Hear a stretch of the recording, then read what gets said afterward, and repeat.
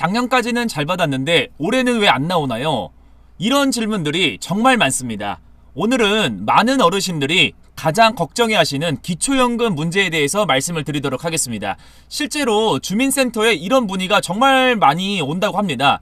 기초연금이 끊기는 가장 흔한 이유는 무엇일까요? 바로 재산 기준을 넘어서기 때문입니다. 많은 분들이 착각을 하시는 게 있습니다. 통장에 돈이 조금만 있어도 나이만 되면 다 받는 거 아닌가 라는 생각을 하시는데요. 전혀 그렇지가 않습니다. 오늘 영상에서는 3가지 핵심적인 것들을 말씀을 드리겠습니다. 첫 번째, 통장에 얼마가 있으면 위험한지. 두 번째는 집과 차는 어떻게 계산이 되는지. 세 번째는 특히 조심해야 할 경우는 어떤 경우인지. 이런 거에 대해서 오늘 영상을 한번 시작을 해보도록 하겠습니다. 끝까지 집중해서 들어주시면 내 기초연금을 지킬 수 있는 중요한 정보를 얻어가실 수가 있을 겁니다. 자, 첫 번째는 기초연금 기본 원리에 대해서 말씀을 드리도록 하겠습니다. 기초연금은 만 65세 이상이면 누구나 받는 게 아닙니다. 소득 하위 70%에 해당해야만 받을 수 있게 됩니다. 이게 무슨 말이냐면은 나이는 됐지만 재산이 많으면은 못 받는다라는 뜻입니다. 매년 정부에서 선정 기준액이라는 것을 발표를 합니다. 2024년 기준으로 보면은 혼자 사시는 분은 월 213만 원, 부부의 경우 월 340만 원 정도였습니다. 2025년에는 조금 더 올랐고 2026년에도 마찬가지로 조정될 예정입니다. 여기서 중요한 포인트가 있습니다. 이 기준은 단순히 월급이나 연금 수입만 보는 게 아닙니다. 통장에 있는 돈, 집, 땅, 차 모두 다 전부 계산을 때려 넣습니다. 이거를 다 합쳐서 계산한 금액이 기준보다 낮아야만 받을 수 있는 건데요. 작년에는 받았는데 올해는 못 받는 경우가 생기는 겁니다. 그래서 작년에는 받았는데 올해는 못 받는 경우가 생기는 겁니다. 공시 가격이 올랐다든지 통장 잔고가 늘었다든지 하는 이유로 말이죠. 그럼 구체적으로 어떤 재산이 문제가 되는지 한번 살펴보도록 하겠습니다. 통장 잔액이 문제가 되는 경우입니다. 가장 많이 탈락하는 첫 번째 이유는 금융재산, 쉽게 말해서 통장에 있는 돈 때문입니다.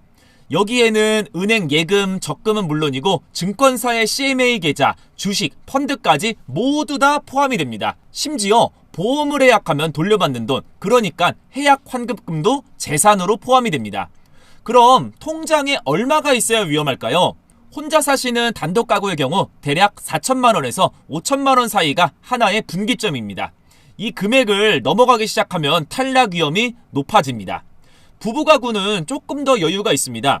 대략 7천만 원에서 8천만 원 정도까지는 받을 수 있는 경우가 많지만 1억 원이 넘어가면 이야기가 완전히 달라집니다. 여기서 계산 방식을 간단히 설명해 드리면은 금융재산을 2천만 원은 기본으로 빼주게 됩니다. 그리고 남은 돈의 일부를 매달 소득으로 환산하는 겁니다. 예를 들어 통장에 5천만 원이 있다면은 2천만 원을 뺀 3천만 원에 대해서만 계산을 합니다. 그런데 금융재산이 1억 원을 넘어가면은 환산율이 달라집니다. 더 높은 비율로 소득으로 잡히기 때문에 기초연금을 받기가 훨씬 더 어려워지는 거죠. 가장 조심해야 할 경우가 바로 이 퇴직금입니다. 회사에서 퇴직금을 5천만 원 그리고 1억 원을 받아서 입출금 통장에 그냥 넣어두시면은 고스란히 금융재산으로 잡히게 됩니다. 나중에 65세가 되어서 신청했다가 재산이 많아서 안 됩니다 라는 이런 통보를 받는 경우가 의외로 많기 때문이죠. 자, 두 번째로 많이 탈락하는 이유는 부동산 때문입니다. 집, 아파트, 상가, 토지는 물론이고 분양권 또한 포함이 됩니다. 전세로 사시는 분이라면은 전세보증금도 계산으로 잡힙니다. 우리는 집이 한 채뿐인데 실제로 살고 있는 집도 재산으로 잡히나요? 네, 이것 또한 잡힙니다. 실거주하는 집이라 해도 재산평가에 포함이 되기 때문이죠. 다만 지역별로 공제액이 있어서 대도시의 경우 1억 3,500만 원, 중소도시는 8,500만 원, 농어촌은 7,250만 원을 빼고 계산을 합니다. 예를 들어 서울의 공시가격 2억 원짜리 아파트에 사신다면은 1억 3,500만 원을 뺀 6,500만 원에 대해서만 소득으로 환산이 되는 겁니다. 여기서 핵심은 공시가격 기준이라는 겁니다. 요즘 집값이 오르는 데도 있고 떨어지는 데도 있지만 공시가격은 계속 오르는 경우가 많습니다. 특히 수도권에 집을 가지고 계신 분들은 매년 3월에서 4월 사이에 발표되는 공시가격을 꼭 확인을 하셔야 합니다. 그리고 만약에 시골에 땅이나 집이 있다면은 부동산의 가격을 두 개를 합쳐서 계산하기 때문에 기준을 훨씬 더 넘어가게 됩니다. 자, 세 번째로 조심해야 할 것은 자동차입니다. 자동차도 재산으로 포함이 되는데요. 차량의 시세를 기준으로 평가하는데 일반 승용차 한 대 정도는 대부분 문제가 없습니다. 하지만 차량 가액이 4천만 원을 넘어가게 된다면 그 금액 또한 재산으로 계산이 됩니다.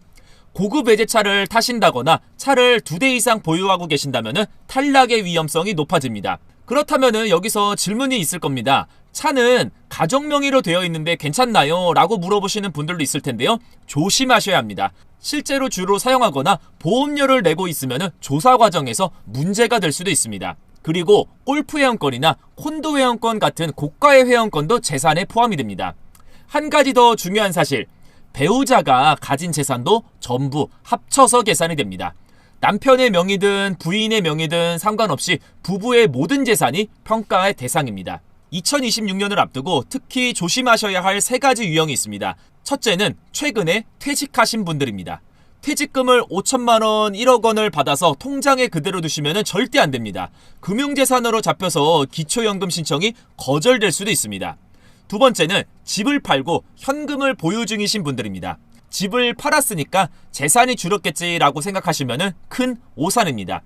집을 판매한 돈이 통장에 들어가면 금융재산이 늘어나는 겁니다. 계산해보면 오히려 이전보다 불리해지는 경우도 있습니다. 세 번째는 부부가 각각 받는다고 착각하시는 분들입니다.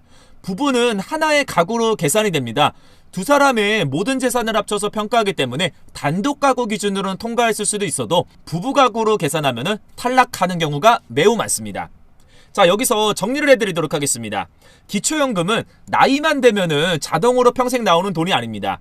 매년 재산 상황에 따라서 달라질 수가 있다는 점 꼭 기억하셔야 되고요. 반드시 점검하셔야 할 3가지 포인트에 대해서 말씀을 드리자면 첫 번째는 통장 잔액, 두 번째는 집의 공시가격, 세 번째는 큰돈을 움직일 때 사전에 주민센터나 국민연금공단에 상담을 하셔야 합니다.